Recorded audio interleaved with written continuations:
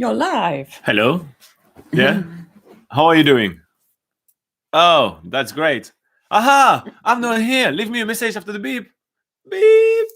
Today is awkward answering message day. So That was very awkward. happy times. Anyway, welcome to another live session.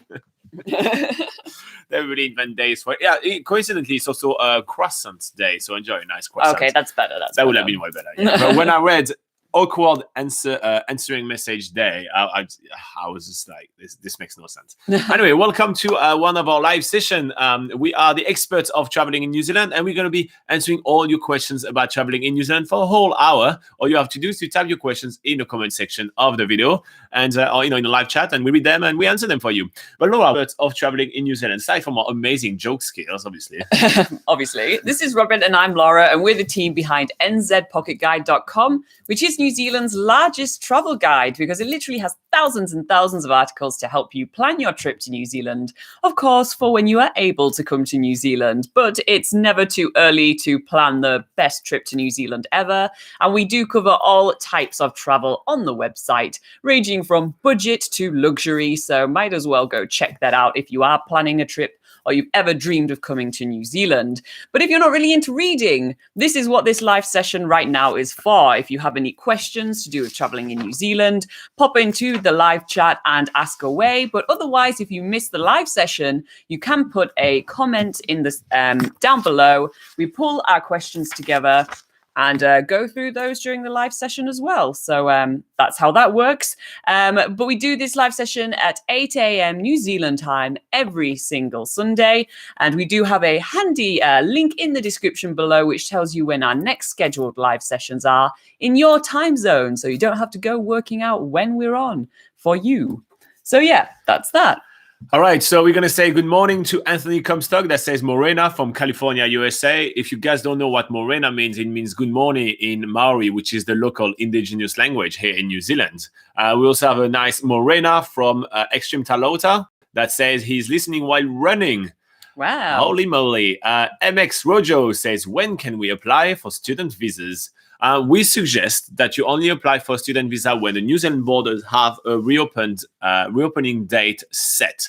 So I will suggest to apply for your visa around the end of the year, probably November or December 2021, or probably in 2022 when we actually know when the border will reopen. That would be the best way to do that because Immigration New Zealand won't process your visa until they know that you are able to come to New Zealand. So right now you're just wasting your money and wasting your chances to come to New Zealand. And you may need also different requirements as time goes. You may need proof of vaccine, all those kind of things. We don't know yet, but you may need extra stuff that you just don't have right now. And then that means you have to go back and forth and add additional information and everything. You're not speeding up the process whatsoever. You're literally slowing yourself down. So don't apply right now until you know for a fact the borders are reopening at a specific date. That's our advice anyway. Otherwise, you are very much free to do whatever you want. If you want some more information, you can contact Immigration New Zealand at immigration.govt.nz. We have Christina Holden that says, Morena. She says, sorry, I haven't sent my itinerary stuff yet. We have to nail down the must-stop places. I will send you some during this next week. That's no problem. Whenever you feel ready. I feel like there is no rush right now. You can definitely take your time. So no rush on that whatsoever. Anthony Comstock says, I got my second dose of the vaccine shot on the 25th. Nice. So are you feeling fine? Are you not microchipped by Bill Gates or some kind of crazy conspiracy theory that people are thinking this is? But yeah, are you feeling fine? Is the vaccine, is the vaccine working well for you? MX Rojo has another question, says Wellington versus Auckland, which is better for students as well as job opportunities? We actually already have a video comparison about both of those towns on the channel. So you can you can go on the channel and you can do a search and you type Auckland versus Wellington and you'll be able to find those are the two most expensive cities of New Zealand, though. So you have to be aware that you will have to save up quite a lot of money to live there. Other more affordable options with more job opportunities include Christchurch, Rotorua and Hamilton. Those 3 places are usually better for students, and Dunedin also is a very good option. So keep that in mind if you are, if budget is a bit of a constraint. But if you do have unlimited money, those two towns, Auckland and Wellington, are great. Michael Connell says, good morning, guys. Got caught out with starting early this morning. Sticky. Did we start early? Okay. Not according to our clock, but maybe. Yeah. Did the times change again and we didn't realize it was daylight savings or something? I don't think that is the case, but daylight saving is a whole hour. It wouldn't be like 5 minutes that's early. true. Yeah. Anthony Comstock is reassuring all of us about the vaccine. So no conspiracy theory in this channel. That's good. He says, I feel good, no problem. That's all I can tell you. Awesome. SJ Park, all the way from Korea. She's back or he's back. I don't know. But we're happy to have you on board. Says, good morning. Have a nice day. You too. Good. Very too early morning for you. Extreme Talauta says, what's the best place to get a tattoo? So we did get our tattoo in Auckland just because that was a good way to kind of round up our trip when we did New Zealand's biggest gap here. But then I have some fantastic tattoo artists a little bit all around New Zealand. And there is actually a tattoo festival, I think is held in New Plymouth, isn't it? I think so, yes. Yeah, so I will say that New Plymouth is such a awesome artsy place and everything. I think that New Plymouth is pretty awesome, but there are some awesome Maori tattoo artists around the Rotorua area as well. So that would be like the 3 places I would consider. I would consider Auckland just because I wouldn't do a tattoo during my trip in New Zealand. I would literally do it on the last day because there's so many restrictions on having to put the cream, not being able to go on the water and all that. So I would actually do that literally on my last day when traveling around New Zealand. If I want like a more kind of Maori experience, etc., I will probably do it in Rotorua. And if I want like a wider range of choices and everything, I'll go to New Plymouth. And if like literally getting a tattoo is like something I really want to actually take super seriously, which you should, since it's something for lifelong, I probably will try to head toward this tattoo festival in New Plymouth, which that looks really cool. It's always something you want to check out. Yeah. SJ Park says it's a he, so here you go. Now I know. I will remember. MX Rojo says it's 12:47 in Nepal. I'm watching from my bed. You're probably not going to make it the whole hour, are you? You're just going to fall asleep, aren't you? All right, guys. So if you remember last week, we started trying to answer a question that we received on the comments, and then the connection cut, and the traditional 8:47 mishaps of YouTube happened. So we're going to try to do that again, and we're going to get back to that question. So what were we talking about, Laura? Okay, so we'll start again with this question, which we started last week, which is from Carrie Katie. And she says, God bless you both. Your channel and website are a lifesaver. I'm coming with my husband and kids for 3 weeks, and I love to know what size campervan we should hire so that we are all comfortable. Some of them look very small, yet they say they fit 4 people. Thank you so much for all your help.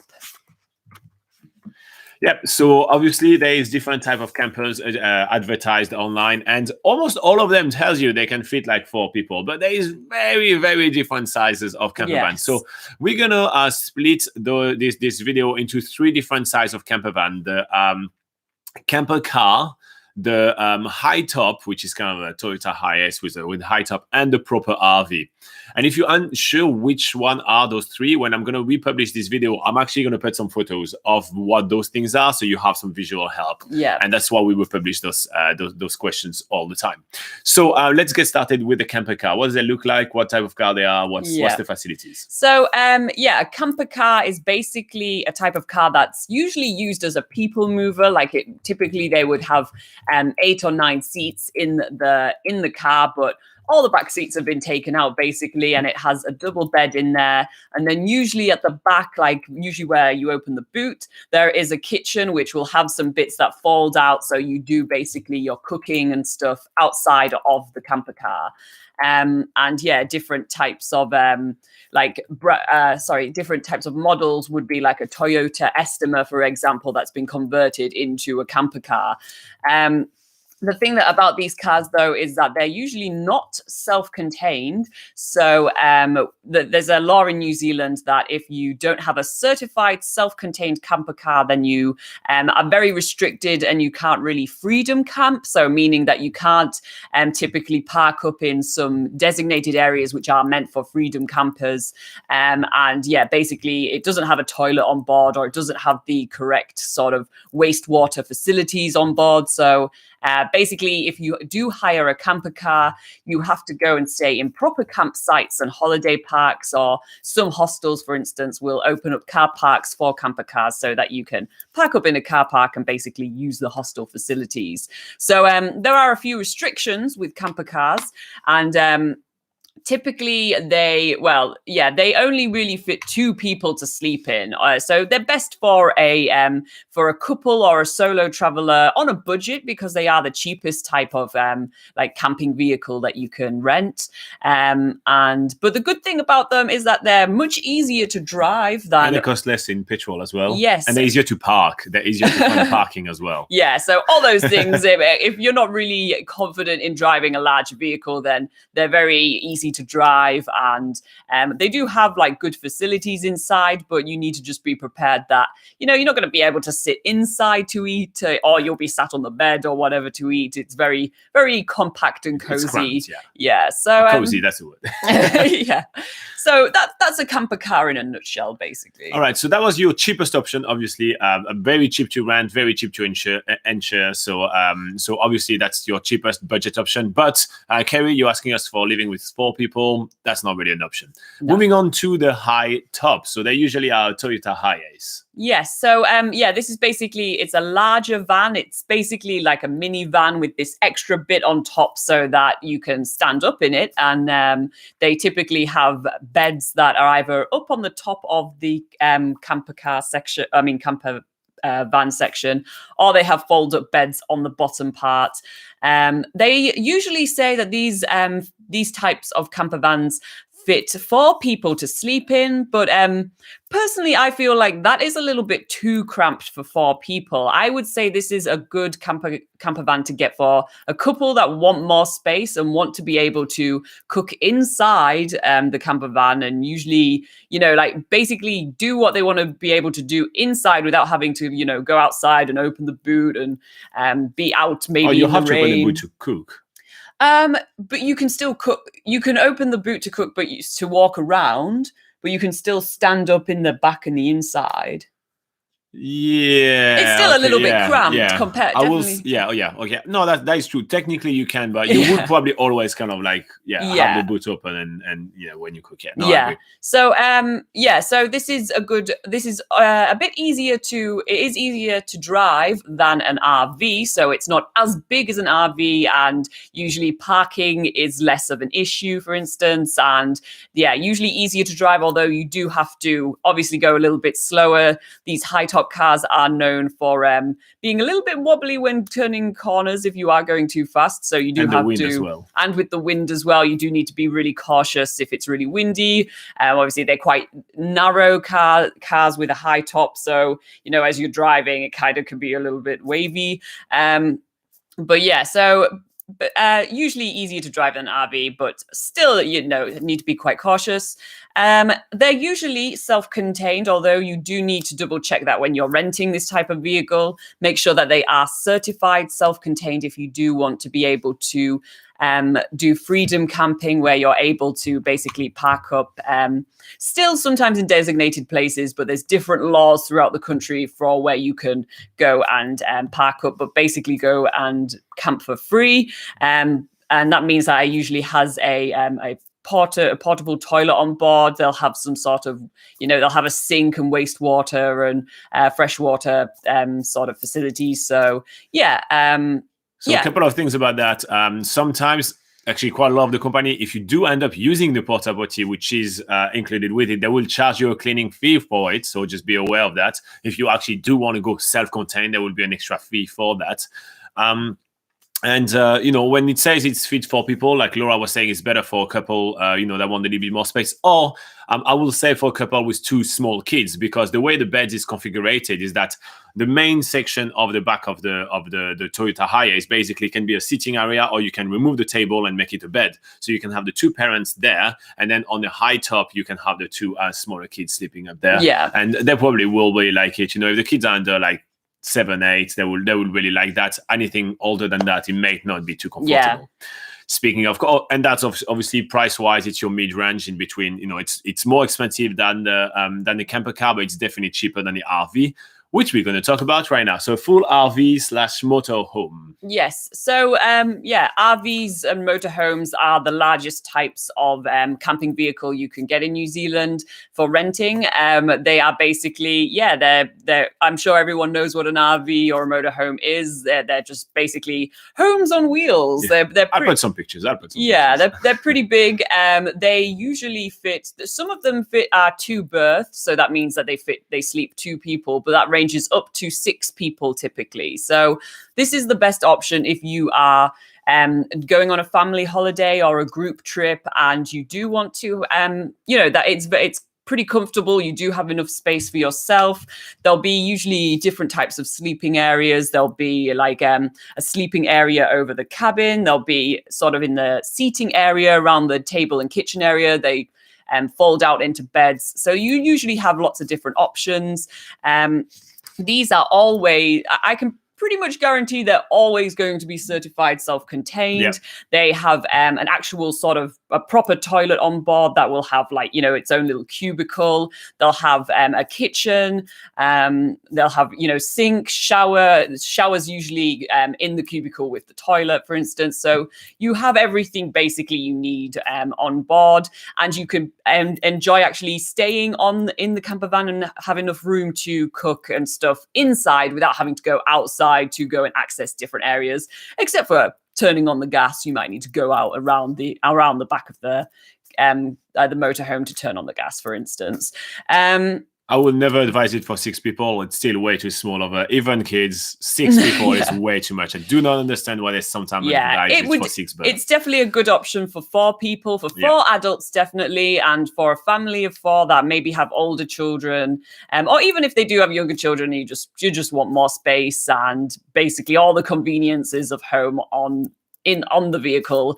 That's a good option for that. But on the downside, it is the most expensive type of camping rental vehicle that you can get in New Zealand. It will cost more to run, and be a bit harder to drive. It's a bigger vehicle, and you have to obviously be more aware of space, of parking, of taking it easy. Or overhanging beams. Yeah, so a lot of in the towns, there's a lot of verandas that are hanging over.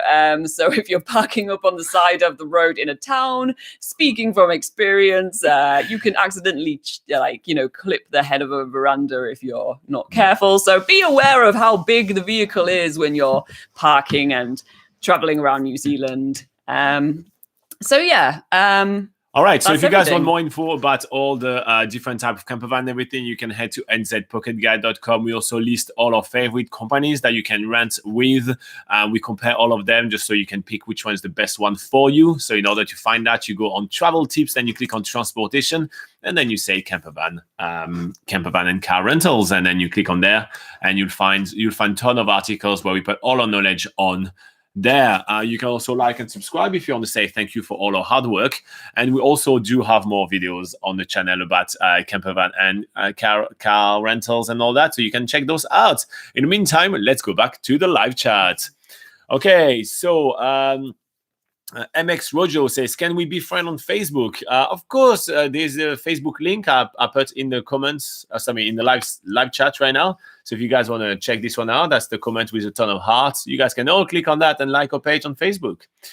Orin Jean-Baptiste says, good morning. It's 3 p.m. in Trinidad and Tobago. He says, question, can you guys make a video concerning opportunities in the teaching department in New Zealand? Thanks and cheers. We're not really career experts. We're here to talk mostly about traveling in New Zealand. So honestly, we don't know much. Like what we could be able to tell you would be things that we can find online. So I don't think we're the right people to talk about that. So no, I don't. Yeah, I wouldn't want to give you career advice, and basically we wouldn't want to give you, the wrong information. So yeah, I will have to pass on that. It's a bit too specific for us. Nabonil says, hi, glad to catch you guys live. We're really happy that you're here on board. Says, how's the vaccination situation over there? What age brackets are they on now? Any border opening news? Okay, so let's answer all your questions. How's the vaccination situation here in New Zealand? So we have the vaccines ordered, but they're not in New Zealand yet. So we haven't got started. What age bracket are we on right now? So we're on 0 age bracket since we're not doing it, but it's going to start with the frontline workers. Then it's going to go for the elderly people and people at risk, and then only I think it's going to take quite a few months. I think we are all going to be vaccinated probably December 2021 or, all the way until mid 2022. New Zealand has really taken an approach of wait and see. So they want to see how the vaccine rollout works in the UK and other places like that, and then apply those lessons here in New Zealand. So because in New Zealand, we basically have almost no cases. I mean, it's very, very limited for population and compared to the rest of the world. The New Zealand officials are very happy to take a very slow approach and make sure that they do things nice, slow, and safely. So that's where we are at right now. Photo for a lifetime, which has been commented on a lot of a video. I remember chatting with you. It says, has New Zealand started to vaccinate people yet? Oh, well, there you go. I just answered the question. Yeah. But no, we haven't started just yet. JQ Sue says, hi, I'm a post-study work visa holder. I left New Zealand back in October 2020, and I would like to know when I can return to New Zealand. I feel like discussed of the post-study work visa holders. So actually, I did do a video about extra student visas literally 2 weeks ago. So you may, last week. Maybe even last week. Check the video on the channel. There is a video in which I cover what is happening to people that have studied in New Zealand, and also for workers and all that. But at the moment the border is closed, and that's just kind of final anyway. So it's just you're not coming to New Zealand until the border reopen, and our prediction, I was looking for the word. Our prediction for that will be November or December 2021 at the earliest, probably in 2022. SJ Park says, guys, do you have any knowledge on traveling to New Zealand through cargo ships? No, that is an interesting way to come to New Zealand. That would be long. Yeah. But that sounds fun. I'm always kind of fascinated by seeing those gigantic cargo ships. Just the whole logistic of them is kind of interesting. But no, I know nothing of that. If you do have some, share. Share. Extreme Talauta says that he's going to lose signal, so he's wishing us a great day and a great week. You too, enjoy the run. Moshin says, Kia ora. Kia ora. Kia ora from Kenya. That's awesome to have you on board. We have MX Rojo that says, offer able college for cookery level 4 and 5. I don't know what that means. If you want to rephrase your question, happy to look at it. MB is talking about the border control for SJ Park. So for sure, if you come to on the cargo ship, even right now, you are subject to the same border control that everybody is. With the 14 days quarantine, etc. Yashwin retracted his messages. Nabonil says, who will win in a fight, 20 kiwi birds or 2 hobbits or Taika Waititi? 20 kiwi birds with those long bills that they have. They could go pecking those guys. The 2 hobbit would be too whiny, and Taika Waititi, I think, would be too nice to want to punch a kiwi bird in the face. Yeah. So I think the 2 ferocious kiwi birds will definitely, the 20 ferocious kiwi birds will definitely win. Also, I've held the kiwi birds, before when doing some, tag and release, helping, for conservation stuff. And I've held kiwi bird, and their claws are massive. That's something you don't really see. As well. They're really, really big, and they do run fast. They do have a lot of strength, so they don't have much wings, right? So all their strength is in the legs. They are pretty nasty birds if they want to be. So I'd say the 20 kiwi bird on this one. But it will depend. I think we need a comment from Taika Waititi to know if he will be willing to punch a kiwi bird. If he would, I think he may have a shot. But, so far I'm believing in him being a good guy. Milandino Physio, thank you for joining us another week. He says, any update about student visa processing or anything? I already gave up my plan in 2021. Very sad. I hope 2022 will be available for international students. So are we, but no, we don't have any extra update from the last time we talked together. No. So we're still seeing an opening for the end of the year, probably in 2022. That's pretty much where we stand at. Yashwin says, I am from India, planning to do my higher studies in New Zealand. Which place will have warm climate in New Zealand? The two warmest place in New Zealand are... warmest. Go for one. Yeah, warmest. Is there anywhere? Well, I guess Auckland in terms of university studies. So Auckland is a place where there is a university, and it is I guess the northernmost place with a university, as far as I know, in New Zealand. So because the warmest place are Northland, so above Auckland. Yeah. So so New Zealand is situated below the equator, so the further north you go, the warmer it is. Auckland would have some of the warmest temperatures in New Zealand. Okay, another good option for you, although it's not the warmest, is the sunniest. So Nelson is the sunniest city in New Zealand. There is the highest amount of sun hours in the year in there, and it's a great place. It's on the north of the South Island, so it's a fantastic place to go studying. So I will suggest Nelson because also it's going to be way cheaper than Auckland. So here you go. Here's your two options, Yashwin. MB is suggesting people that have about immigrating and visas and everything to go to the New Zealand immigration website, and that is correct. www.immigration.govt.nz is a great resource. There is a ton of information for you, and that's the only place you should do your research for immigrating into New Zealand. There is a lot of other scammy, spammy, awful websites. No, just use immigration.govt.nz. Michael Connell says, I'm starting to plan my trip. Not in order. Wairau Division, Molesworth, Kimbao, Oamaru, Dunedin, Kingston, Monkey Island, Jackson Bay, Rifton, Gentilani, Greymouth, Peel Forest, Muncook, Nelson. Now linking together with roads. Oh, that's awesome. That's a lot of less traveled places that you go to. I really like that. Yeah. So it really feels that you've done everything else, and you are doing like all getting the off hidden the beaten gems. track. Yeah. That's quite cool. That's cool. MB is also talking about the vaccine, and he says New Zealand need for the vaccine is not urgent because we contained it. Yeah, which is basically what I was talking about. The government officials are deciding to do things quite slowly. Do you want to read Yashwin? Yeah. So Yashwin says, I am planning to do my MBA course in New Zealand. Which college will be good? Can you suggest me some good colleges?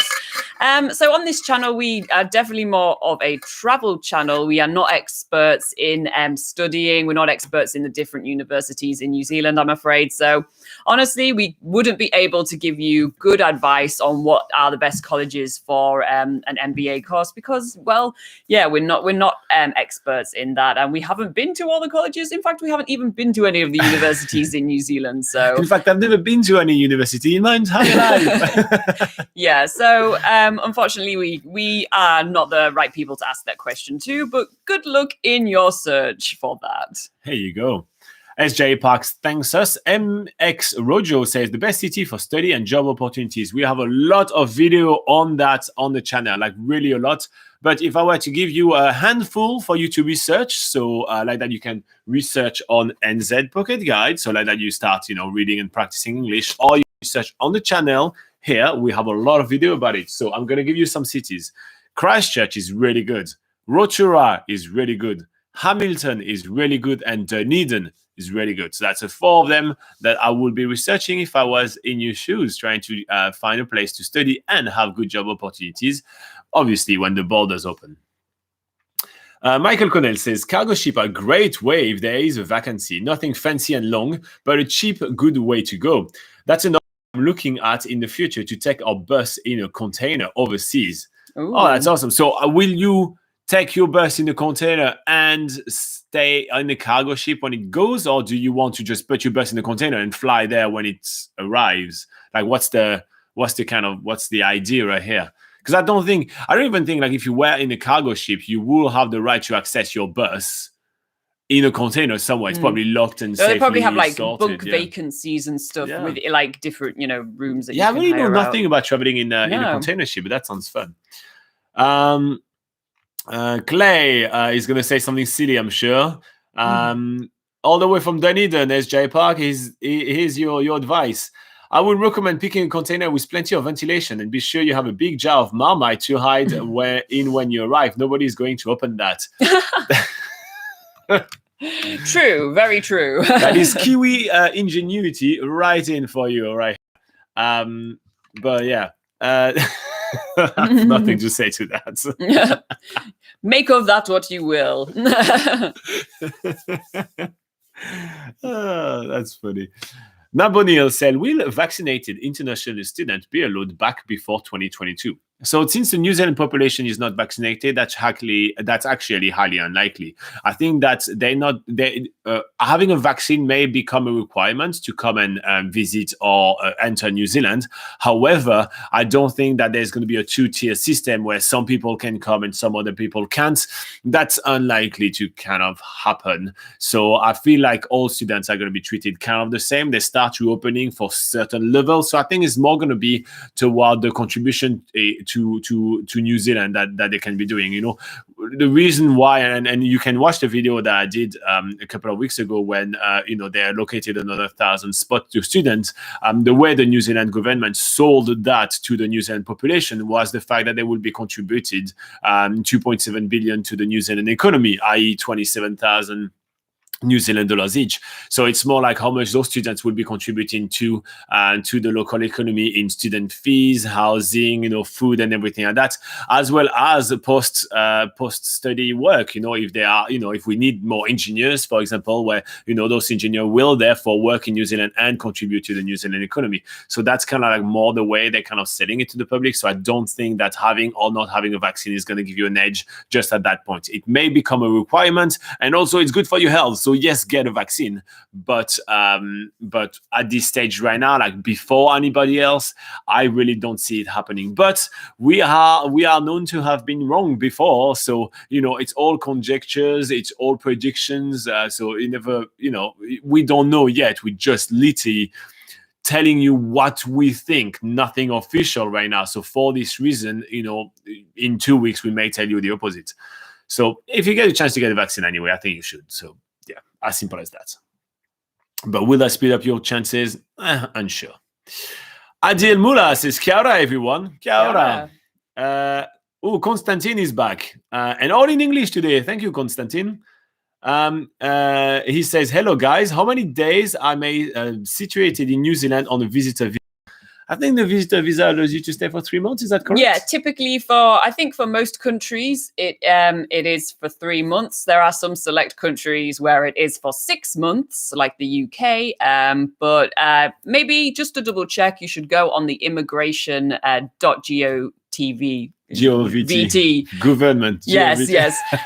Immigration.govt.nz website, and to just double check how many days you can stay on from the nationality that you are. So it usually depends on your nationality, but typically it's 3 months. And 3 months is a very long time in New Zealand, to be fair, because it allows you to travel quite a lot. And remember, on a visitor visa, you cannot take up any form of employment. You can't even do woofing, which is working for accommodation, doing those sections. You can't even do that. You can only be a tourist and spend your money. So 3 months is a very long time. Unless you strike gold and you find a petroleum field or something and you are super rich, then that's so good. You can definitely travel for 3 months, but otherwise it is a very long time to travel there. But zdravstvuyte for speaking English, Konstantin. Michael says, you cannot access the container when you are on the container ship, but you get a room on board to stay and travel with the bus. Oh, that's nice. And inside the bus, you put Clay hiding inside the Marmite jar. Is that what's happening? Yeah. And you go back on the side of the container. You're like, oh, my bus is here. Oh, that's okay. But you can't open the container. What's happening? Do you know what kind of, is it cheaper than flying? Or I'm really intrigued, actually. Not like everybody's talking about traveling by container ship. I kind of want to do some research about it. Is it expensive? Is it cheap? Oh my God, I'm not reading the next comment. You are. Yeah, I just saw that. You're reading it. So Abby Uday says, "Hey, DJ Back and DJ Pack, I reached Bluff." This is the worst video that you're remembering. Please remember other videos. This was our worst video. Oh, nice that you are all the way in Bluff. So we are about to head to Stuart Island, I'm guessing. So if you want some context, Abby Uday has a lot of time on his or her hand at the moment, and he's rewatching all the New Zealand's Biggest Gap Year episode, all in the correct order. Yeah. So it's following our trip when we did 365 activities in 365 days all around New Zealand. So if you do have plenty of time and you're stuck in quarantine, it's something really fun to watch because you're feeling like you're traveling all around New Zealand with us, which is quite fun. So there's 385 videos, and it looks like you're about halfway through, I think, Abby Uday, when you arrive in Bluff. So you're about at the halfway mark right now. And there is one episode when we were in Karamea when it was absolutely pouring down with rain and there was no way for us to go hide ourselves in the local rainforest and do some hikes and everything. And the little hostel we were staying at right now, which is not a hostel anymore. It's now a B&B. It's now a bed and breakfast. They have a radio station over there. So we ended up doing like a radio show for like an hour or two. And that was just terrible. Yeah. And because we were backpacking and we had very limited imagination, we decided to call ourselves DJ Back and DJ Pack.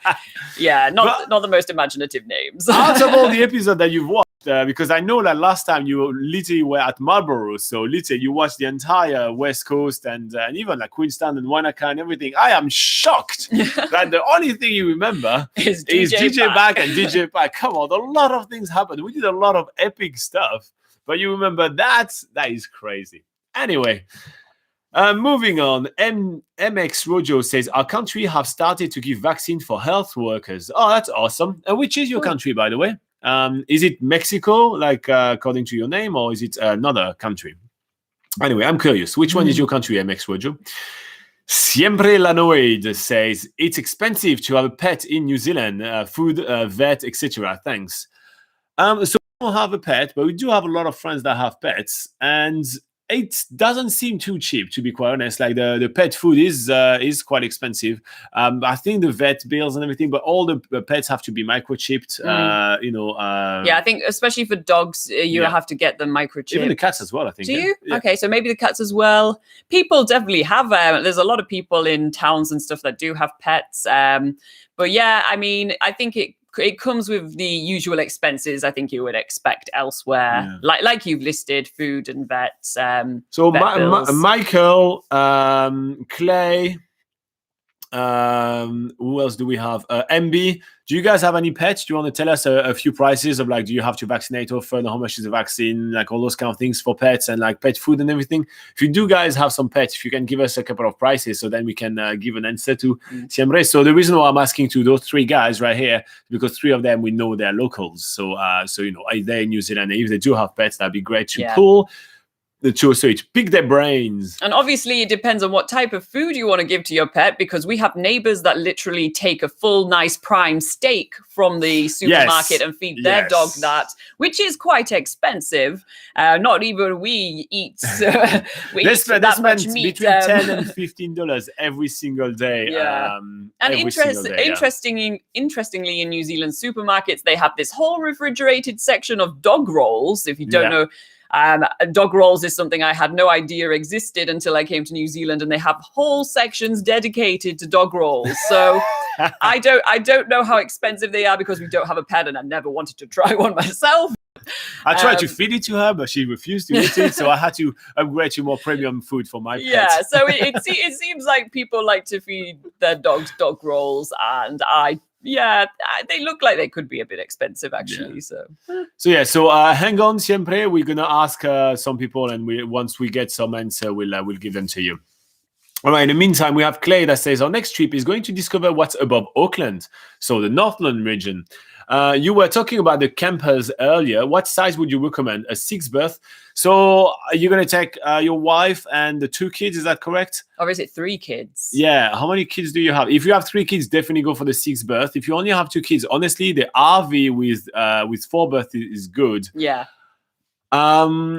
But you sent me a picture of you with the girls, and I can't really tell the age. I'm pretty terrible at telling age for kids, but I will say that you will be way too cramped if you go for like those Toyota Hiace. I think you have to go for like the full RV, otherwise you're really going to be on top of each other all the time, and I don't think you're going to be having any good rest. Yeah. So I will go for the RV. And he says probably 3. And I would go for the 6 berth. So I would go for the most expensive one. I'm sorry, Clay. Yeah. But the good thing is that you will not have a one-way fee since you go from Auckland and you do the top and then you bring back down from Auckland, I'm guessing. So yeah, that's the good news. But yeah, so I will consider the 6 berth, and I will go for a full RV. We do have some comparison of those kind of camper van on the website. So if you want to check those one out, or if you do want, we can talk about it right here. So yeah, that's the one I would recommend. Okay. Speaking of Clay, it does have some price for you, Siempre. So he said we spent about $40 a month on the kids' cat for food. When we got it, it was about $200 to fix it, which is making it chipping that stuff to vaccinate it. So here you go. That's some prices for you, Siempre. So about $40 a month for food, and about $200 to get fixed and vaccinated when you get the cat in the first place. I don't know if you do vet visits very often, but yeah, that should give you some Usually idea. People go to the vets if there's something wrong with their pets. So that's usually toward the end of their lives. Okay, so Michael says, Clay, it sounds like you're talking about the Marmot diet. No, we're not talking about that. Abby Uday is laughing at the DJ Pack, and DJ Back say it stands out. No, please tell me there's another episode that stood out more. Please just tell me that. It's usually the weird things that that you do when you're traveling that are the most memorable. We went to Milford Sound in the pouring rain. Like honestly, that was the craziest day. I think that's more memorable. Well, for instance, we did recently rewatch one of our videos that we did to go to Stratford, which is a town in the Taranaki region, and we found it so memorable because all we did in this town was go to see a giant glockenspiel, which did a reenactment of Romeo and Juliet, and it was kind of the most random thing in something you don't really expect to see in New Zealand. And so basically it's those weird things that usually tend to be the most memorable when you're traveling. Okay, which is the famous food in New Zealand? We do amazing. That's what Yashwin is asking. We do amazing lamb here, but we also have Marmite that those guys are joking a lot about in the live chat. So Marmite is a bit of a bitter paste that you put on your bread to make it taste bad. But Kiwis love it. We also have LNP, which is lemon and para. It's kind of a lemonade drink. We do have Whittaker's chocolate, but even better, you know what we have? We have a full video of the most unique foods of New Zealand, and you may want to check this one out. We go in depth of all that, and you get plenty of pictures.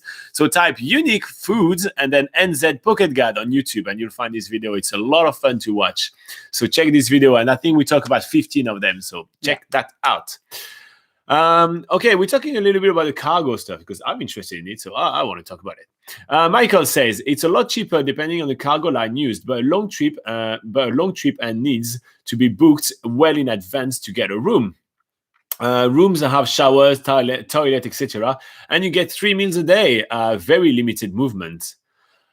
That doesn't sound so fun, then. Okay. Well, it is it's not a cruise. Well, yeah, that doesn't sound fun anymore. Yeah, that's why it's sort of. I guess that would be considered just a cheaper version to get around the place. But yeah, obviously there's downsides to it. I think the primary reason is to ship cargo, and secondary would be, a few people can come along. Nabonil says, spontaneous prompt. Tell us a weird fact about the other person.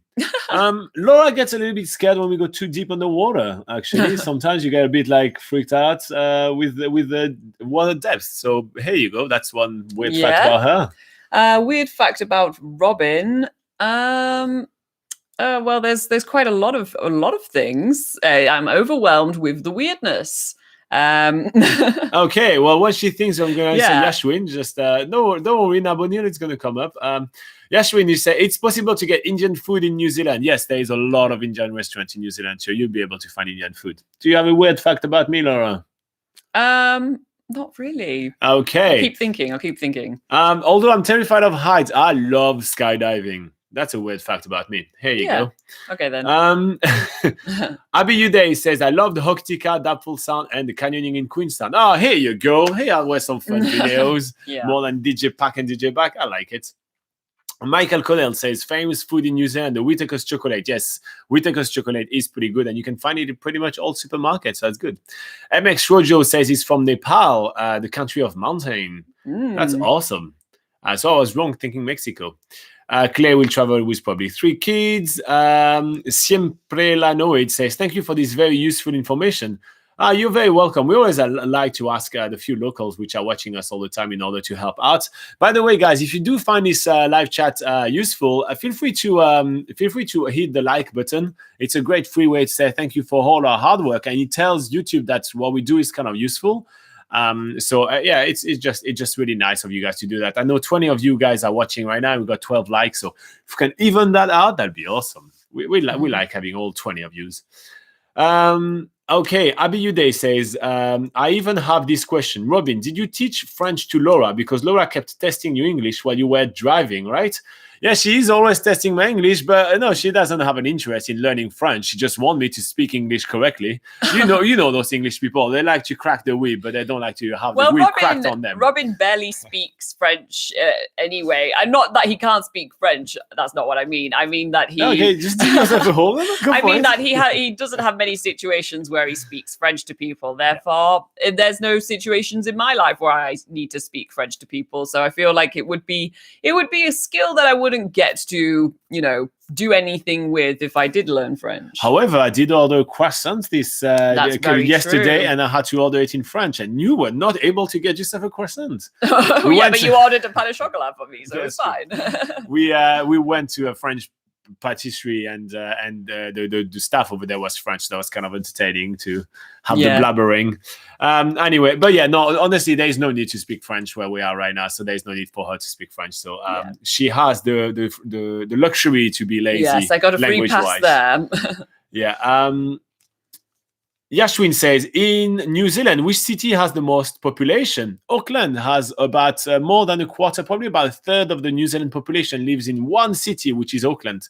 So that means that when you arrive in New Zealand, you want to leave Auckland quickly, so you get to explore the beautiful countryside because, well, that's better than the big town. Yes.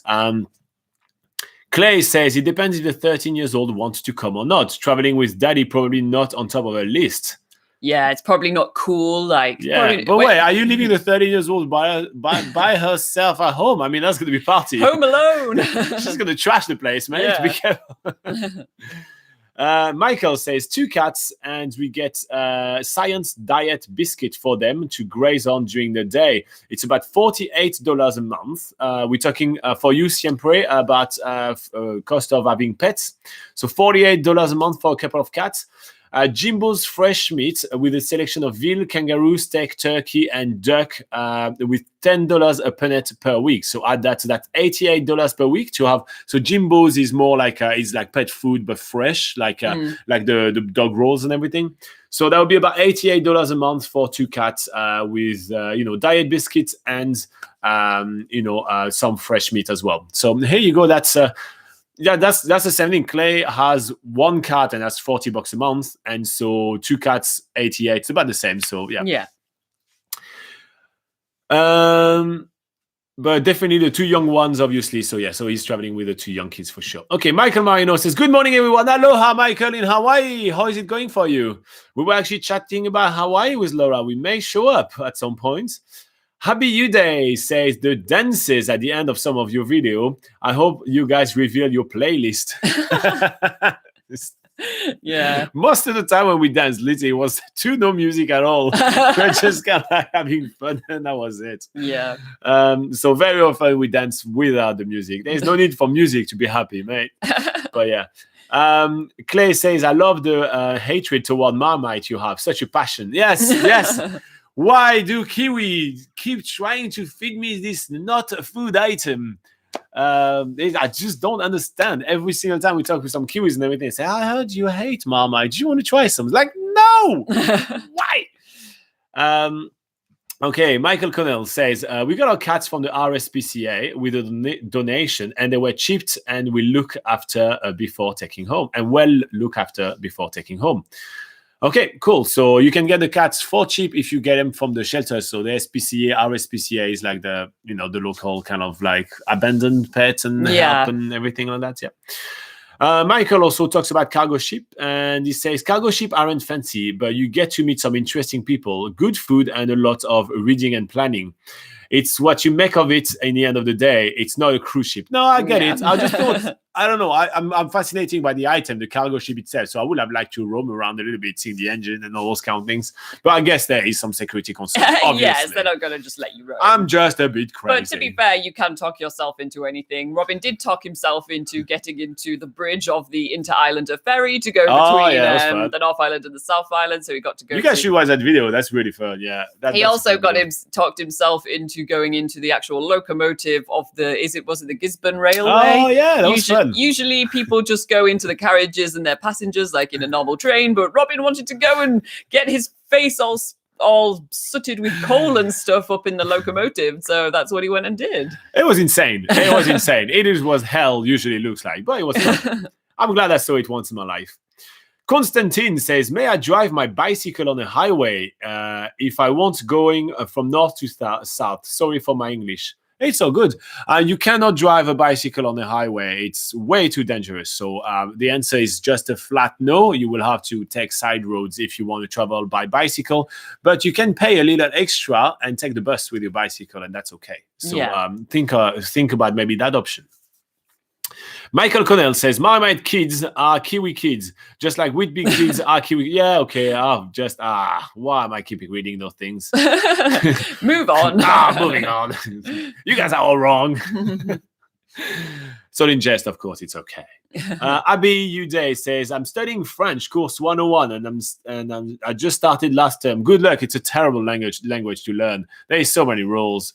It's hell. Yeah. Pick something easier. You're in for hell. I'm very glad I'm not speaking French anymore, or even writing in French anymore. It's just so, oh my God, there's so many rules and the verbs in like 24 different times, and and the males and the female versions for words. I have to say, English is such a dumbed down version of any language. It's so easy. I love it so much. Thanks, Robin. It is. It's so easy. It's actually user-friendly. Dumb language. No, I didn't say that. I said dumbed down version of language. But yeah. I didn't say that. Please don't record this. Siempre Lanoid says, is the climate very cold in Invercargill? Does it snow in winter? I don't know if it snows there because it's quite close to the water. Yeah, but it is quite cold. Yeah, it's cold and rainy, obviously, in winter. It is the closest city to the southern hemisphere, I think. Yes. I think that's true. Yeah, so it gets quite cold, yes, but it's a fantastic place to live in and a very different kind of way of life and everything. So yeah, you love it. Nabonil says, is stepping out without sunscreen really as bad as they say? We don't really often do that. We do put sunscreen all the time. I mean, if we know we're going to spend more than half an hour outside, we absolutely do put sunscreen. We burn really quickly. English skin. Yes. The sun is really very harsh. New Zealand does have some of the highest UV levels in the world. So compared to I can only compare it to stepping out in the sun in Europe. You're usually okay wearing factor 15 to 30, and it doesn't, it's usually the air temperature's warmer, but it feels nice. But where in New Zealand, the sun makes the temperature feel really, really hot. And then as soon as the sun goes behind a cloud or you're in the shade, it feels much cooler. It feels like in New Zealand that most of the heat is really coming when the sun's out. And yeah, basically you will burn much quicker than maybe what you're used to in other countries. So it is always a good idea to make sure you slap on sunscreen if you are going to be spending, like Robin says, about half an hour or more, and reapply. Yeah. Christina Holden says, so Robin, how about roller coasters? I'm afraid of height too, but I enjoy roller coasters. Oh, that's interesting. I can't remember how I felt. I did a roller coaster in Universal Studio in the US. In the US, and I can't remember how I felt about it. Oh, I did a roller coaster. Oh no! I did in Las Vegas. I did a Stratosphere kind of roller coaster, which is kind of a roller coaster that kind of like go down. Like in Las Vegas, there's really tall kind of tower that kind of a Sky Tower or the Seattle Tower and everything. And there is like a kind of a ride that kind of lean from the side and looks like it's going to fall in emptiness. I was terrified to hell out of that.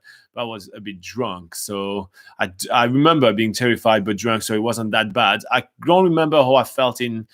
I think I'll try it again, and we'll see. I'll try it again, and then I'll know if I regret it or not. But I don't think there is much roller coaster in New Zealand aside from like the one in Rainbow's End in Rainbow's Auckland. End. I don't think that'd be worth doing. So I can't recall. I remember, but it's very different than roller coaster, the Stratosphere ride in Las Vegas. Check it out. Google it and see what that is, and you'll know. Clay says the 13 years old is from a past relationship, which means you can offload her to the past relationship lady. That's handy. I like that.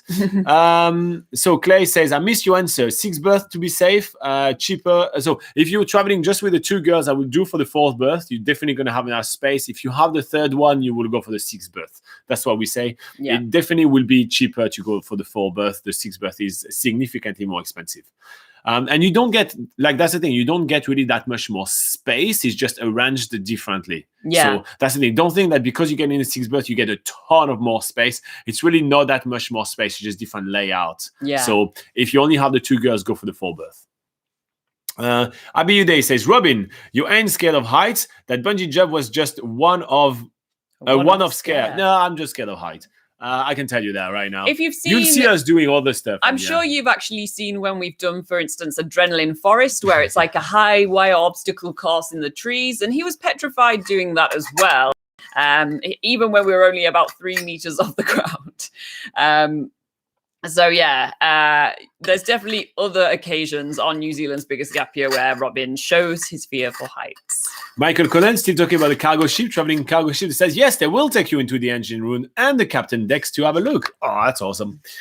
Nabonil says, me, cargo ships are giant Christmas tree with huge unopened container full of surprises. I don't think you get to open the container. That would be really fun, though. You get a box, you get a box, you get a box, you get a box. But yeah, that's fun. Okay, Sam Smith says, hello, awesome expert. Sam from Sydney here. What are the road trip highlights between Dunedin and Invercargill? Would you drive through the Catlins? I'll do it longer. Yeah, I'll do it. I'll do it that way. Yeah. Yeah, definitely go through the Catlins coast, which has a ton of highlights. And the great thing about that is that each highlight is about 20 minutes down the road from each other. So it's like highlight after highlight after highlight after highlight. Yeah. So what can you see in the Catlins? So in the Catlins, they have loads of different really pretty waterfalls. Actually, some of my favorite waterfalls in New Zealand. And some of the funniest waterfalls as well. And some of the funniest waterfalls. So you do have McLean Falls is definitely a must-do. There's Matai Falls, and the falls that I can never pronounce, like it begins with a P, and we would have to look that one up to just make sure I pronounce it correctly. But there's also Niagara Falls, which is claimed to be the smallest waterfall in the world, just for a bit of irony.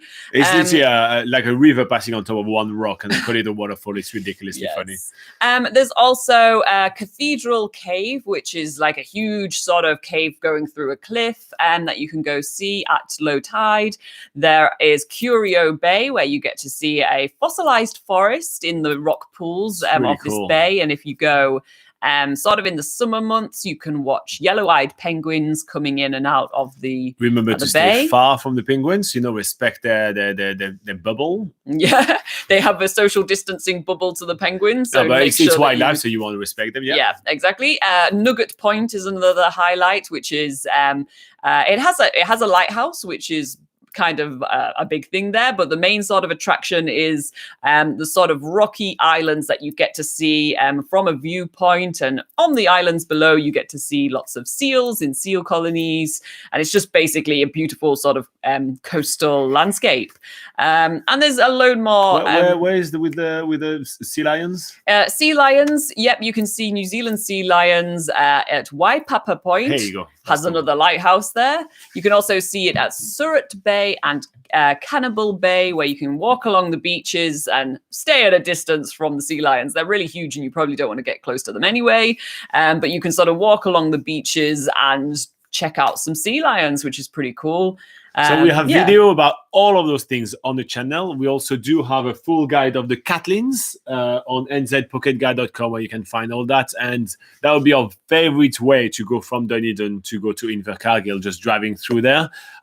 You can obviously do it as fast as you want, but we did it in about 3 days, and it's really fun. Yeah, so I will recommend kind of taking your time, because there is like all those things are like yeah, it's about half an hour each of those things that we talk about, but like seeing like 2 or 3 a day, you're really, really gonna love it. Yeah. So Abby Uday says, just so you guys land on Stewart Island. I wish I had such an island as my home. That was pretty awesome. Yeah, I would love to live over there.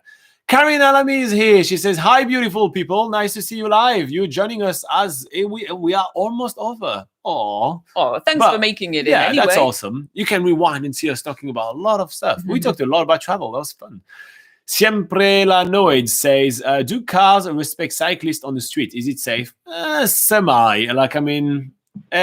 Cars usually get more annoyed by cyclists than respectful in New Zealand, so semi-safe. That's why I was suggesting to Constantine to put his bike in the bus. Yes. And then enjoy biking in like actual mountain bike places. Yeah. New Zealanders aren't really used to cyclists on the road, so if they're going to give you space when they're overtaking you, they usually don't give you enough. So bear that in mind. Yep.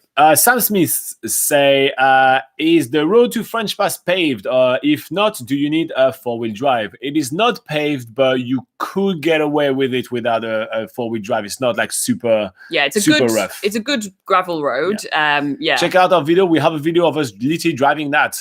We do drive it on a 4-wheel drive, admittedly. Yes. But because we had like literally a massively old camper, so but we do drive it on the 4-wheel drive because the lady with who we're staying at came to pick us up at the local campsite. But you will be able to see the road for yourself.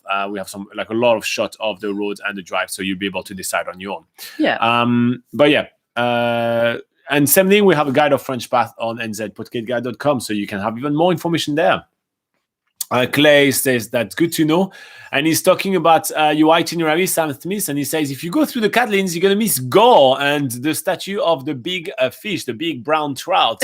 And he said that would be a shame to miss that. It would maybe be a shame to miss a statue of a big brown trout, but I feel like the 20 highlight that I gave him might be better. Maybe. All sarcasm aside. All down to interpretation, really. Sam Smith says, what is the best luxury road trip car for a family of 4? Will a new car get ruined on NZ roads? Or is it best to buy a beater? Wait, you want to buy a car for your road trip? I mean, you can rent cars in New Zealand quite easy. Unless you're staying here for a few months or something. Are you local? Sorry, we didn't get any context right here.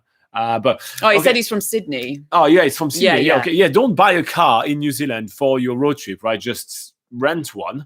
And we actually do compare on NZPocketGuide.com. If you go on travel tips and then you click on transport, we actually compare all the car rental companies depending on which town you're starting with. So if you start in Auckland, in Christchurch, in Queenstown, and you compare all of them. And we do which is the best car rentals for families in New Zealand. So go check that one out, and we do list a few different car rental companies that we recommend, and they're all quite different. They range from having budget cars to more luxury. So go have a look. We focus more on like larger, like easier to just the thing that make it more convenient, like a bigger boot as well, to make sure that you have enough space for all the stuff. When you travel with the kids, may be smaller, but the amount of luggage are always like exponentially way larger. I don't understand. So we need enough boot space and everything. So we talk about all that, and we have a full guide on there. So I feel it'd be easier for you to kind of go on the website and actually see our take on all those things. So to find that, you go on the website. So it's nzpocketguide.com. There's a link in the description. And you click on prepare your trip, then transportation, and then car rental. And there you're going to have all the information you need.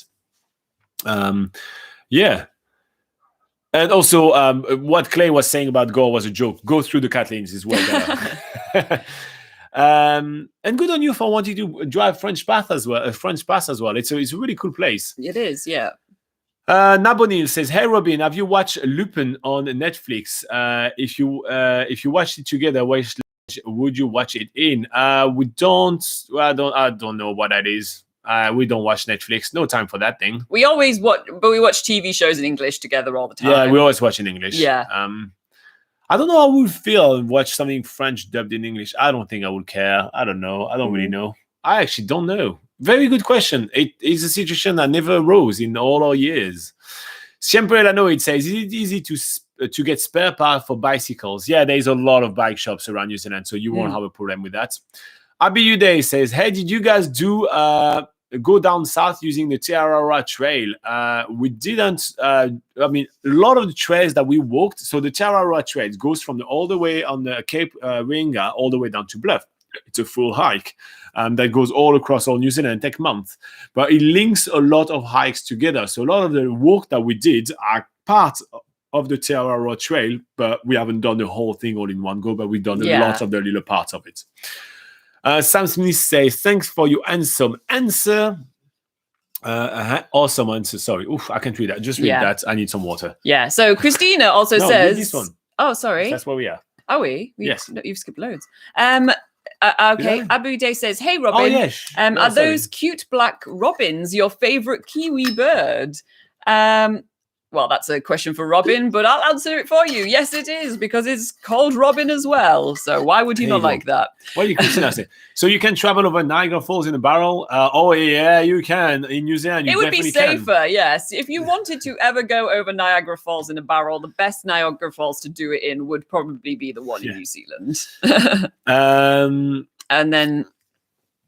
this one? Yeah, Nabonil says there's going to be a bike accident news soon in New Zealand news. Yeah, maybe. I mean, I don't think that's something which happens rarely. It does happen regularly. Yeah. Okay.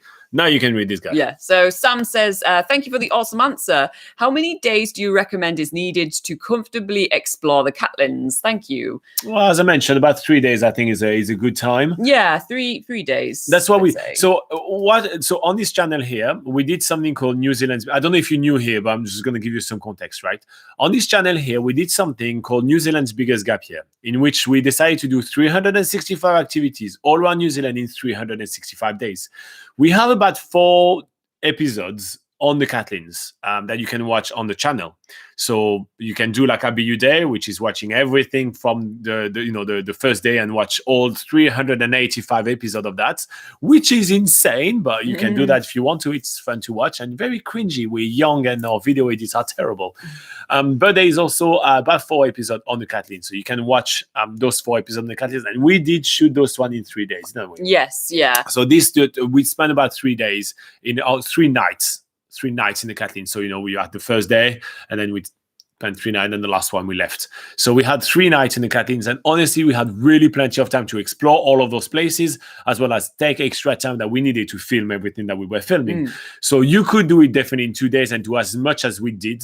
And you can do it in 1 day and do, just pick and choose which one you liked and which one you didn't like from what we did.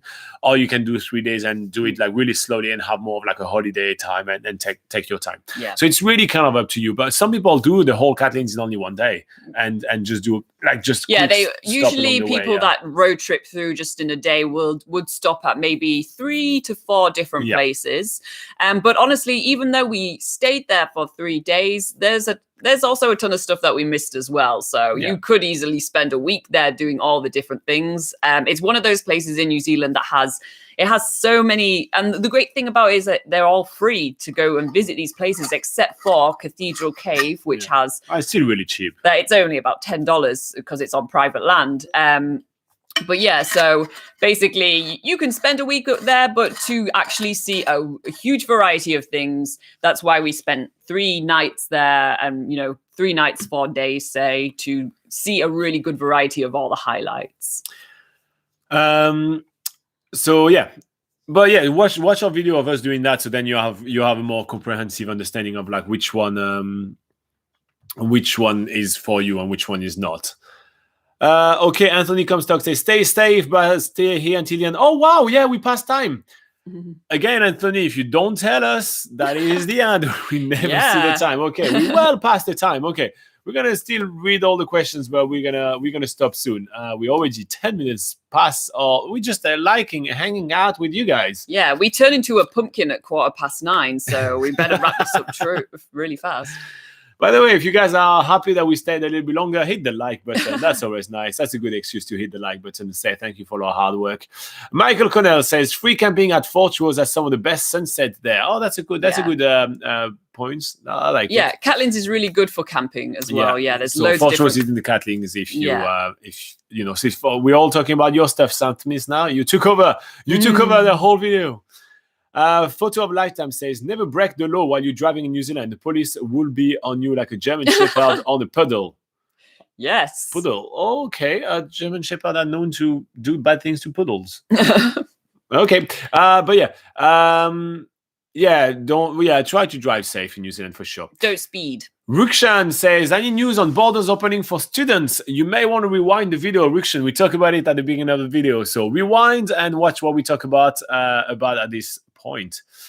Michael Connell says, Lupin is a great show. I just finished watching it. In regards to motorhome, okay, that's a recommendation for Netflix if you guys are watching.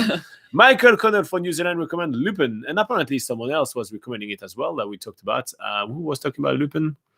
I think that was Abby Uday. Yeah, when they're talking about French and English. Yeah. Not that important. But in regards to motorhome, Michael Connell says, you can also do a free motorhome relocation as a good option when they have them available. Worth looking at, especially if crossing the Cooks as they pay for the crossing. So that's true. So on NZ Pocket Guide, we do have a full article and it's placed in the car and campervan rental section. We have a full article on car and campervan relocation, meaning that a lot of people usually rent a campervan or a car in Auckland and drive all the way down and drop them in Christchurch or in Queenstown. And usually they need a lot of people to drive those vehicles back up. So therefore you'll get 2 to 3 days free relocation, meaning that you get the free rental, they give you even a full gas tank, and they pay for the ferry along the way. So that's a great way to kind of cut down on a lot of cost. However, it can be, it can be annoying because usually you have a certain amount of time to do it. So usually you have 2 or 3 days. So you don't have that much time to kind of explore along the way. So there are pros and cons. Check out the article on the website. We go over everything, and we even link you to the best place to find those relocation deals and everything. So, I would say that's a good advice for Clay, for instance. If you wanted to see what it's like to hire one of these camper vans and see what would be if you would be worth paying to use them, I would suggest, well, maybe look for a relocation, which you can do in 3 days. No, you know what I would do even? He's in Dunedin. You do a relocation, Dunedin to Auckland. You do the relocation Dunedin to Auckland. And then in Auckland, you do your trip from Northlands. And then after, you fly back down to Dunedin. And that's a way to save a lot of money and time. Yeah. So what then? Hire a camper van once you're in Auckland. Yeah, in Auckland you hire your camper van, but you saved a lot on gas. On you have like a fancy car to drive, which can be fun. Like why not? I think that's a good idea for you, Clay. You should do that. I think that's a good idea. Yeah. Constantine says, do New Zealand have a program of work and travel? Yes, we do have working holiday visa in New Zealand. That's what you want to search. So it's working holiday visa. On the website NZ Pocket Guides, there is a tab on top that says work and travel. And then there is a tab that says working holiday visa. And we have all the information for you ready for you there. So yeah, check this out. That's good for you. Mr. B says, any tips on learning French language? I have been trying for 2 years. With little progress. Robin actually discovered a really good way to learn a different language recently. Do you remember? What? When you are on doing online video games. And yes. Oh, wow. I was completely shocked. I was going to say, he was raving about it. It would be a really good way to learn English is to, basically, well, you tell everyone. You go through it. So I was sick last week, so I didn't do too much work, and I was staying in bed, trying to stay warm, and I played some online video games, and I was playing with that group of people online, everything like that, and there was this girl from France that was actually joining English-speaking servers and playing with people online, and her English was pretty limited. And then she told me that she was kind of playing like that to try to learn English in some ways. And to be fair, the way I learn English much more than what you learn at school, which it's terrible, like doing classes and everything. I was literally just watching like, easy like TV shows such as Friends and everything. And you first watch it in English with French subtitles. And then, then you move on to languages and everything. And because you know the story and the situation, you have the context straight away. So playing online games on French servers may be really good. And straight away you learn all the slangs and all the bad words. So if, what people say. Or watching TV shows in, English, and then you put the French subtitle, and then you swap to French dubbing. There may be some really good ways to learn English more than any kind of like school or lesson. Everything. School doesn't work. Yeah. I don't know. It's my take on it. I know it's controversial, but I don't think school works for learning things. So Mr. B was asking to learn the French language. So obviously you flip do the opposite, to from English to French.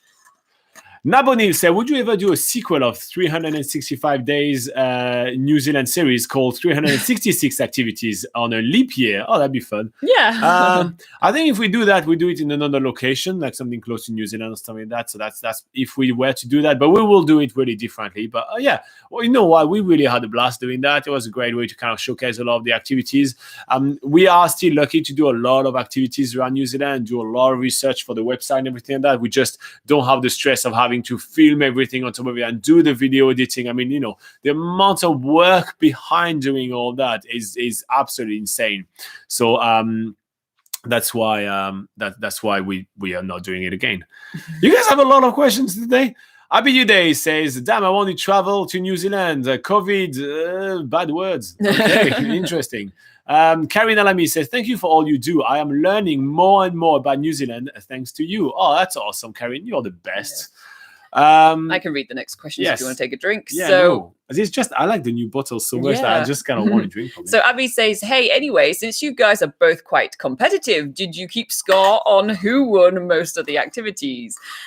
We actually didn't on that New Zealand's biggest gap year, but actually since we have been doing a bit of travel when we have been going to the South Pacific Islands, we've been playing. Usually when we're waiting to do something, when you're in airports and things, we play a lot of card games and, like different types of like small board games. So we usually keep a score for the entire time that we're traveling to see who is the reigning champion of the card games that we've been playing as we've been traveling. So that's what we keep score on. Yeah, so we do have a video of our favorite travel board games. Actually, I made this video to celebrate when we reached 20,000 subscribers. I just wanted to show you something like different about us. So we really do like board games.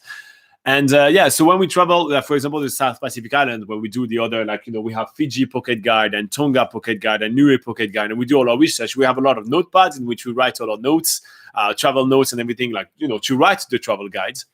And the first, 3 or 4 pages, they're like tallies of scores, and it's kind of interesting. And then, on the flight back, usually Laura kind of tallies everything. It's like, who was the winner of this 300 and something, and then 200 or something, no. So we do tend to kind of count those things. It's kind of fun. But Laura, who did win the luge in Queenstown? Laura, you did want to win the luge in Queenstown. Yeah, I can't remember. Yeah, unfortunately I can't remember. So obviously didn't mean enough to me, episode, but we were very competitive on the luge as well. Christina says, thank you again. Have a wonderful full week all. Thank you very much. Yeah, we are like 20 minutes past right here. We are staying here. Clay says, good points. I'll look into that this week. Yes, definitely should do that. So go on the website, go over, because you still want to check out a little bit what does it entail and everything. So you go on our website, and then you read the stuff, and we point you out to the right page to find all those relocation yourself. So we've done all the work for you. Sam Smith still asking questions about planning his trip. He said, can you please list the best 2 to 3 days road trip from Christchurch for the weekend? Thank you. We actually already have video of that on the channel. So you may want to type Christchurch on the search bar and add NZ Pocket Guide, and you'll find that we have our favorite road trips out of Christchurch videos. So you may want to check this video out. You have mostly it goes in the what's the name of the peninsula? Banks Peninsula. Mostly is going around there. So toward Akara and everything. But we do have a full video on that on the channel, Sam. And also we have video of us doing all of those activities as well. Mm-hmm. So many videos. We have thousands of videos on the channel. Nabonil says, what are the good places in New Zealand for digital nomads? Anywhere, man. You're a digital nomad. You can go Yeah. wherever you want. Here you go. Just don't go to like Milford Sound and places like that because you don't have connection there. But Yeah. everywhere else, you'll have a blast. Look, we were able to come up with New Zealand's biggest gap year on the roads from everywhere. So that proved that everywhere is good for digital nomads. Yeah. Michael Connell says, keep the same relocation camper and pay for extension of days at the discounted rate, as most will allow an extension of days. Win-win. Yes, Good that's point. true. But they don't allow like unlimited extension of days. So you can get like, usually you they allow you only to double the amount of days. So if you get 3 days, you can get an extra 3 days only. So if you want to do a full road trip, you may need extra for that. So yeah. Just keeping that in mind. Yeah. Okay. Extreme Talota said, heck, I thought you finished at 9. Yes, I know. You're supposed to. People keep asking questions, and you know us, we're nice people. We just want to answer. Clay, same thing, said that we're about to turn into pumpkins with emojis. I do like the emoji story, I have to say. I'm a big fan of emojis, and I think I got the whole story quite easily. So I think that was quite astute. I do like that. Made me use the word astute, which I don't use really often. So here you go. Kudos to you. You guys are not letting us leave, are you? We are spending all Sunday here, is it? Okay. And for once, by the way, YouTube is not shutting it off. So yeah, you guys have YouTube on your side, keeping us hanging in front of the camera. A happy you day says, hey, I forgot the car museum in Invercargill. As quoting Laura, epic. Indeed. Indeed it was. Nabonin, what Pokemon will you be? I will be Bulbasaur because I'm definitely bizarre. What? I think it's called Bulbasaur, not Bizarre. Well, that's what. That's how much of a fan Robin is of Pokemon. Hey! I make my own Pokemon. That's literally what it is. They're all made up. I would be Bulbasaur. I would be a Jigglypuff because my singing voice is just to die for. There you go. Why did we come up with this answer too fast? That is so fast. I couldn't think of an answer for what weird fact for Robin, but when it comes to what Pokemon I would be, I'm on the ball. Laura is a pretty big fan of our Nintendo Switch, I have to say. She's playing it before everyone on the live session. Abiyude says, whoa, you guys got really close to a kiwi. Yes, we did. We even, we did the whole kiwi, but in multiple occasions. Christina is laughing at what Clay is doing. Sam Smith says, thanks for the live feed. Sam Smith says, thanks. Say, thanks for the live feed. I normally wake in Sydney too late, but I'm feverishly typing while trying to wake up. Nice. Thanks for putting in the effort. Put the alarm clock for next week. So you join us for next week and we go over some questions again. And also maybe don't get a hangover on your Sunday so you get to wake up easier. I know you guys in Australia. Michael says it's buffering. Oh, I don't know. I don't know if he's playing with us because no one else is saying that it is. I just imagine that. Maybe not. We'll see. Abiyude says, "Well, next time I see you guys, I may be in Christchurch thanks to you. Awesome! You're gonna love Christchurch. It's a great place." Siempre la Noed. I am destroying that name every time I say it, and I feel like I'm saying it differently every time. Says, if I go on a student visa, is it better to study in the morning and work in the afternoon, or study in the afternoon and look for a morning shift? How is it most likely to get a job, or does it matter? It depends what kind of job you are. If you're looking for a barista job, obviously you want to be working in the morning and studying in the afternoon. But if you're looking for a restaurant job, you may want to work in the afternoon and study in the morning. I think I was just going to chime in. I think that for studying, because usually if you're doing courses, you don't really get a choice of for your timetable. You'll probably have a mix of morning and afternoon. So a lot of students tend to get sort of evening jobs, like working in restaurants, things that would happen basically after the the school. No, it's not school, but university days finished. It's usually easy to get evening jobs. So that would be where you would probably find the most flexibility and stuff. So you could, you can basically study at any time during the day. What she said. She's always right. Yeah. Sam Smith is typing with one eye open and one eye closed and sipping on his coffee at the same time.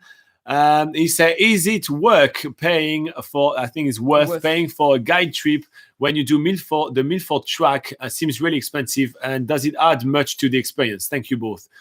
No. The Milford track is nice, but there is a lot of other walk in the fjordland area, which are actually as beautiful and much less crowded and less expensive, even just for the huts alone and everything. So if you do the Milford track, you do have to book like 8 to 9 months in advance to get a spot. That is how popular it is.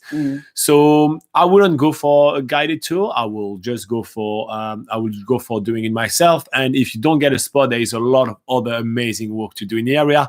And actually, we do have some alternative to the great walks on NZ Pocket Guide, in which we tell you hike where you're going to see less people, where you're going to pay way less money for the tracks, for the huts and everything, and that you're going to enjoy very much as much. Guided trips for the Milford track are for people that probably can't stand the idea of actually doing a multi-day hike, because they go and stay in different lodges, they get their food made for them, and it's usually it's a lot more premium sort of a luxury experience compared to staying in huts where you need to make your own food kind of in a camping sort of way, and you know, got to live a little bit basic while you're doing the track. But that's what it's like for most multi-day hikes around New Zealand. But if you can't stand the thought of that, then doing the guided tour for the Milford track is probably going to make it a little bit easier to do a multi-day hike. If you want a short insight of what that looks like, you can check out our video when we did the Rootburn track, and we did it guided, and that's with some company. It's like a company that does like guided and all the multi-guided tours and everything like that, because there is definitely a market for that. There's a lot of people that do really like that. So if you want to get a bit of an insight, watch our video doing that. That's basically what will happen for the whole track. We don't show lodges and everything like that because we just did like one day, but that's just to give you a bit of an idea. All right. Clay is leaving us. It's because we are going way over time right now. He says off to walk a harbour cone. Oh, that's gonna be fun. Enjoy. Nice. There is finally sun here, so going to make the most of it. That makes sense. He says see you next week. Nice. Extreme Talota says, well, see you next time. Bye bye. Yes, we are gonna wrap it up, guys. Michael Connell says, have a great week, guys. I see you all next week. Last one before watching while on the road. Awesome. So that's going to be your last preparation week. So we're going to have a final itinerary from you next week, I guess. And a lot of emoji. I love it.